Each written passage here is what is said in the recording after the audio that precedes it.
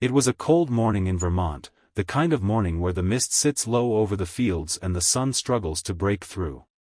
Sarah Miller stood by the kitchen window, her hands wrapped around a chipped blue mug of coffee. She had lived in that farmhouse for 15 years, yet lately it had begun to feel like someone else's home, like a photograph she had been standing in for too long. At 41, Sarah's life looked complete on the outside. She had a husband, 2 teenage sons, a job at the local school library, and a garden that always made the neighbors stop and smile in the summer. But inside, there was a quiet, gnawing emptiness. A feeling that her life had turned into a pattern, a well-worn circle she could trace with her eyes closed. She used to paint once, long before marriage, before schedules and school drop-offs, before bills and deadlines. In college, she'd been the girl who stayed up past midnight sketching faces under the yellow dorm light. Her art professors used to say she saw truth in people, the kind that lived between their smiles. But after she married Tom, practicality took over. There was always something more urgent than a blank canvas: groceries, homework, laundry, life. The first time Sarah felt the quiet ache of loss wasn't when someone died or left. It was the day she realized she hadn't touched a paintbrush in almost 10 years. She was cleaning out the attic and found a box of her old art supplies, dried tubes of color, cracked brushes, half-finished canvases of faces she no longer remembered painting. She sat there on the wooden floor, dust floating in the sunlight, and felt a strange mixture of grief and shame. That night, she told Tom about it. "I found my old paintings," she said, her voice soft. "I used to love painting. Do you remember?" Tom didn't look up from the TV. "Yeah, I remember," he said. "You were good at it. But that was years ago, Sarah. People move on. People move on." The word stayed with her like a stone in her pocket. The turning point came one afternoon in late spring. Sarah was shelving books at the library when a young woman, maybe in her 20s, came in with a large canvas under her arm. It was for a local art exhibition. The library sometimes hosted small-town displays. The painting showed a woman standing at the edge of a lake, her reflection stretching into ripples of blue and silver. Something about it struck Sarah deeply. "Did you paint this?" she asked. The girl smiled shyly. "Yeah. It's called Becoming. It's about trying to find yourself again." Sarah laughed softly, not out of amusement, but recognition. "That's a beautiful title." That evening, Sarah walked home slowly.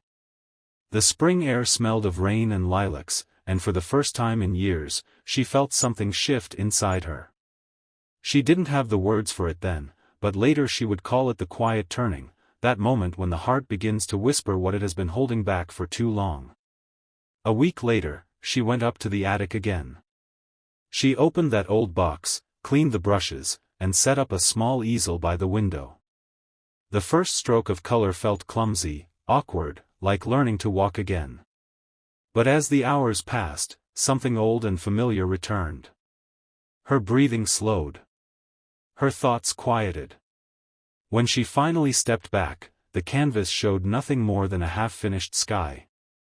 But Sarah smiled, a small, trembling smile, because for the first time in years, she felt alive. She didn't tell anyone about it. It was her secret, her quiet rebellion against the ordinary. Over the next few months, Sarah painted in secret.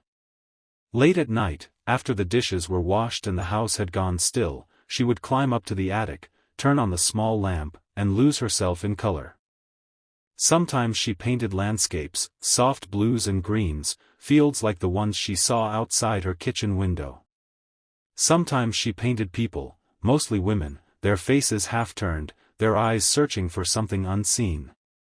And sometimes, she painted pure abstraction, streaks of gold and crimson that looked like emotion made visible. Each painting felt like a conversation with the part of herself she had buried long ago. But the more alive Sarah felt in the attic, the more distant she became downstairs. Tom noticed first. "You've been quiet lately," he said one night, as they sat in the living room. "I'm just tired, I guess," she replied. He nodded but didn't look convinced. "Maybe you're spending too much time alone. You should get out more. Join the church committee again or something." But the more alive Sarah felt in the attic, the more distant she became downstairs. Tom noticed first. "You've been quiet lately," he said one night, as they sat in the living room. "I'm just tired, I guess," she replied. He nodded but didn't look convinced. "Maybe you're spending too much time alone. You should get out more. Join the church committee again or something." One afternoon, while Sarah was out buying groceries, her younger son, Ethan, went up to the attic looking for an old baseball glove. Instead, he found the easel, and the painting she had been working on for weeks. It showed a woman standing in front of a stormy sky, her hands open as if she were letting the wind take something from her. Ethan didn't understand it, but he could feel it. When Sarah came home, he ran downstairs, his eyes wide. "Mom! Did you paint that? It's amazing." Sarah froze, her heart racing. "Yes," she said slowly. "It's mine." Ethan grinned. "You should show people, Mom. You're really good." Those words, simple, innocent, did something that no one else's had in years. They gave her permission. Ethan grinned. "You should show people, Mom. You're really good." Those words, simple, innocent, did something that no one else's had in years. They gave her permission. I looked, for a long time. A middle-aged woman finally turned to Sarah and said, "There's something in her eyes. Like she's letting go of something heavy." Sarah felt tears sting her own. "Yes," she whispered. "She is." That evening, Tom found out about the exhibit, not from Sarah, but from a neighbor who congratulated him. When he came home, his face was tight. "You didn't think to tell me," he said. "I wanted to," she said quietly. "I just didn't know how." He shook his head. "Sarah, we have a family. You can't just start chasing old dreams again. You're not 20 anymore." Something inside her cracked open. "It's not about chasing dreams," she said. "It's about breathing." Tom didn't understand. Maybe he couldn't. The silence that followed was long and heavy, and something in their marriage shifted that night, not broken, but bent, like a branch after a storm. In the weeks that followed, Sarah painted more. Not to prove anything, not to rebel, but to live.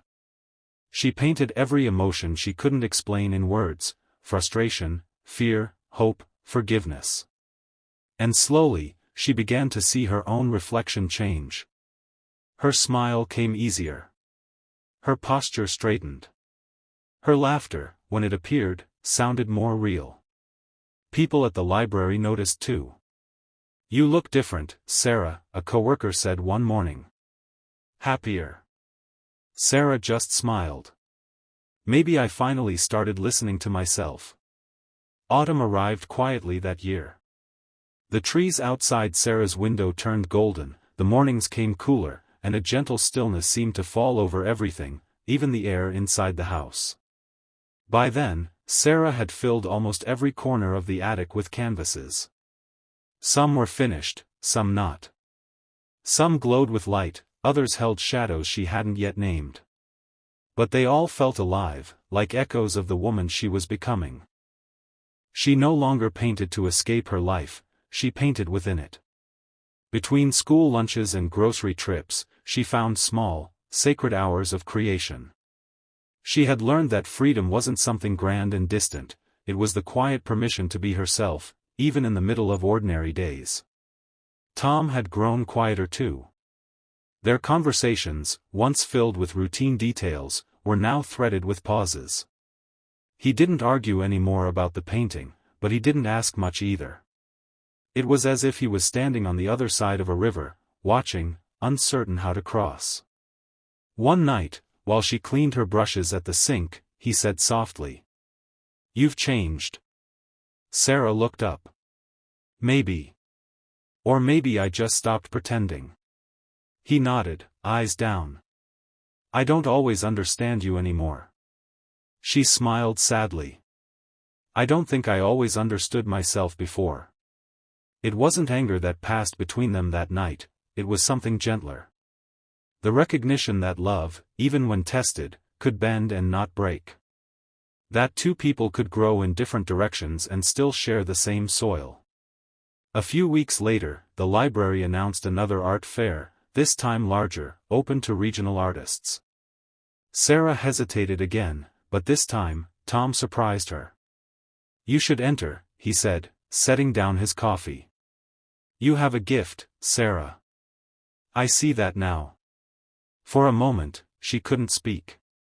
The words felt like sunlight after a long winter. She realized then that sometimes, peace isn't won through victory, it's found in quiet acceptance, in being seen. She submitted 3 paintings. On the day of the exhibit, she walked through the gallery with her heart steady, not racing. When people stopped to look at her work, she no longer wondered if she was enough. She knew she was. A few days after the exhibit, Sarah received a letter from a woman she'd never met. It was written in careful, looping handwriting. Saw your painting, the one with the woman standing by the window. I don't know what it meant to you, but it made me cry. It looked like freedom. Thank you for reminding me that it's never too late to begin again. Sarah read it twice, then pressed the paper to her chest. She didn't know the woman's story, but she felt connected to her, the way one flame recognizes another in the dark. The attic no longer felt secret. It was simply hers, a place where silence and color met, where her heart could speak without words. Sometimes, Ethan would sit beside her and sketch, while Tom read downstairs with the radio humming softly in the background. Life wasn't perfect. It wasn't meant to be. But it was true now, shaped by honesty instead of fear, by curiosity instead of habit. One evening, Sarah stood at the attic window, watching the sun set behind the trees. The sky was streaked with gold, the same color she once painted in her moments of hope. She smiled. She realized the turning she had feared all along, the quiet, uncertain shift inside her, had been the beginning of coming home. Not to a house, or a person, but to herself. Years later, when people asked her how she started painting again, Sarah always said the same thing with a small, knowing smile. I didn't start again. I finally stopped stopping. And that was the truth of her journey, not the story of a woman who left her life behind, but of one who stayed, and finally saw herself fully in it. The peace she found wasn't loud or triumphant. It was quiet, like the turning of leaves, or the breath after tears. It was the peace of belonging to herself. End of story. The quiet turning, the true story of Sarah Miller's journey to herself.